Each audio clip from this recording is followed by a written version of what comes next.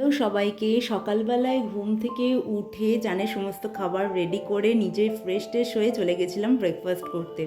ব্রেকফাস্টটা ইনক্লুডেড ছিল, আর আমাদের সেদিন ছিল চেক আউট। আর আমাদের ট্রিপটা অলমোস্ট ওভার, কারণ দুপুরবেলায় ট্রেন ছিল যেটা ছিল বালেশ্বর থেকে কলকাতা যাওয়ার জন্য। 3-4 দিনের এই ছোট্ট ট্যুরটা হঠাৎই ঠিক হয়েছিল, বাট খুব সুন্দরভাবে ঘুরেছি। অফিস থেকে এসে অতনু হঠাৎ করে বলে যে 2 দিন পর আমরা বেড়াতে যাচ্ছি, তো সেই অনুযায়ী বেড়াতে চলে যাওয়া।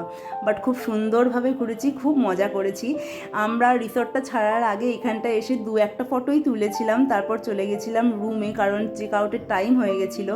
আর জানের এই জায়গাটা ছিল মোস্ট ফেভারিট একটা জায়গা। আর বালেশ্বরে যাওয়ার আগে আমাদের 2-3টে সাইট সিন আছে, যেগুলো দেখে তারপর আমরা ট্রেনে উঠেছিলাম।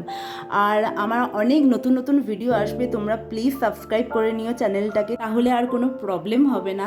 তো দেখা হবে নেক্সট ভিডিও, ততক্ষণের জন্য টাটা।